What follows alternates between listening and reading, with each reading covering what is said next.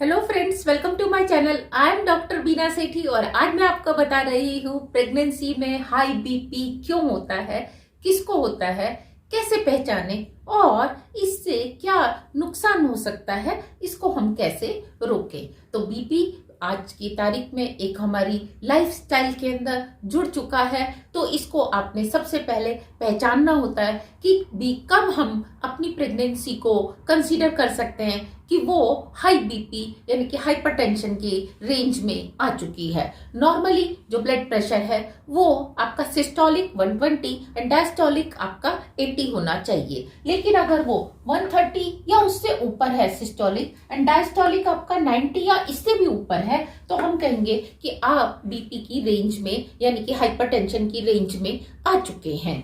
और ये देखा जाए तो 3 तरीके से हो सकता है। पहला, क्रॉनिक यानी कि आपको प्रेगनेंसी कंसीव करने से पहले ही आपको बीपी था। दूसरा, इंड्यूस्ड प्रेगनेंसी इंड्यूस्ड बीपी यानी कि आप 5th मंथ में आ चुके हैं, बेबी के वेट के कारण आपके लंग्स पे, हार्ट पे प्रेशर पड़ रहा है और आपका बीपी इंक्रीज हो रहा है। और तीसरा, दोनों को मिला के क्रॉनिक भी है और प्रेगनेंसी इंड्यूस्ड भी है, ये थोड़ा सा और डेंजरस हो जाता है। तो ये कौन कौन सी लेडीज को हाइपरटेंशन हो सकता है? सबसे पहला, जिसकी फर्स्ट प्रेगनेंसी है। फर्स्ट प्रेगनेंसी में क्योंकि हार्मोन्स बहुत ज्यादा बनते हैं, एज खासतौर से अगर आपकी छोटी है तो आपको हार्मोन्स जो है अबंडेंट बनते हैं और उस केस में आपके ब्लड में हार्मोनल स्टॉर्म आ जाता है। और दूसरी चीज, अगर आपकी एज ज्यादा है तो डॉक्टर्स आपको हार्मोनल इंजेक्शन देते हैं, मेडिसिन देते हैं, जिसकी वजह से हार्मोन्स का लेवल आपके ब्लड में बढ़ जाता है और आपको बीपी हो सकता है।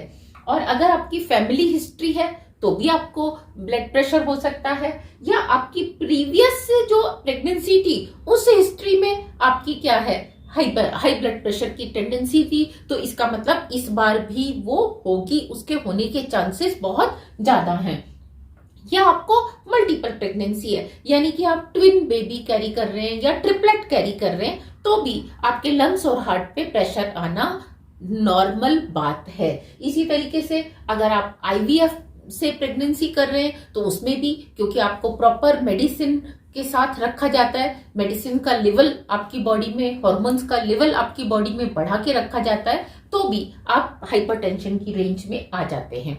और एक होता है डाइट। कभी कभी ओवर पैम्पर्ड प्रेग्नेंट लेडीज क्या करती हैं, किसी पर्टिकुलर एक टाइप की डाइट को ज्यादा लेती हैं, स्नैक्स ज्यादा लेती हैं, बाहर का ज्यादा खाती हैं, तो उनको आप देखते हैं बीपी होने के चांसेस बहुत ज्यादा होते हैं। तो आप ठीक है, प्रेगनेंसी है, आपका मन कर रहा है, आप थोड़ा बहुत मूड चेंज करने के लिए कुछ लेते हैं, ऑल गुड। लेकिन अगर आप ज्यादा ओवर पैम्पर्ड अपने आप को रखते हैं और पर्टिकुलरली आप बैलेंस्ड डाइट को छोड़कर फिर आप पर्टिकुलर किसी एक डाइट के पीछे हो जाते हैं कि मुझे तो सिर्फ इस बार चावल ही अच्छे लग रहे हैं, या मुझे समोसा ही अच्छा लग रहा है, मुझे गोलगप्पे ही खाने हैं, मुझे इस तरह की चीजें, स्नैक्स बहुत ज्यादा खाने हैं, पिज्जा खाना है, मैगी खानी है, तो आप हाइपरटेंशन की तरफ जा रहे हैं। अपने आप को भी रिस्क में लेके जा रहे हैं, अपने बेबी को भी रिस्क में लेके जा रहे हैं। और आप इसको पहचान सकते हैं, अगर मदर का वेट 2 kg से ज्यादा 4th मंथ से पर मंथ बढ़ने लगे, 2 kg, 1 kg, 1.5 kg बढ़ता है, इट इज गुड। लेकिन अगर 2 kg से ज्यादा हो, स्वेलिंग आपकी बॉडी पे और पाँव पे आने लगे, इसका मतलब आपकी बॉडी में वाटर रिटेंशन हो रहा है, आपको अलर्ट होने की जरूरत है। साथ में स्वेलिंग आपके फेस पे भी आ सकती है, आपके पाँव पे, हाथ पे, इवन आपकी रिंग्स, आपकी एनक, साथ में आपके घड़ी, ये क्या हो सकती है, आपको टाइट हो सकती है, बैंगल्स आपको टाइट हो सकती हैं, टोरिंग्स पहन रहे हैं वो टाइट हो सकते हैं, आपको स्लीपर्स अपने टाइट फील हो सकते हैं, आपको अपने अंडरगारमेंट्स टाइट फील हो सकते हैं। तो यानी कि आपका जो वेट है और साथ में स्वेलिंग है वो आपको बढ़ रही है।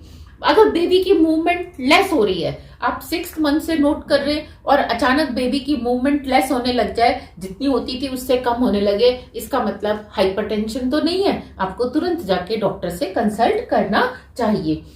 अब हाइपरटेंशन का आपकी बॉडी पे या आपके बेबी की पर क्या इम्पैक्ट होता है? सबसे सीधा इम्पैक्ट आपके हार्ट के ऊपर होता है कि आपके हार्ट को जरूरत से ज्यादा पंप करना पड़ता है, तो वो वीक हो जाता है, उसका प्रेशर, मसल सब वीक हो जाती है कि आप किसी एक पार्ट से जरूरत से ज्यादा काम ले रहे हो।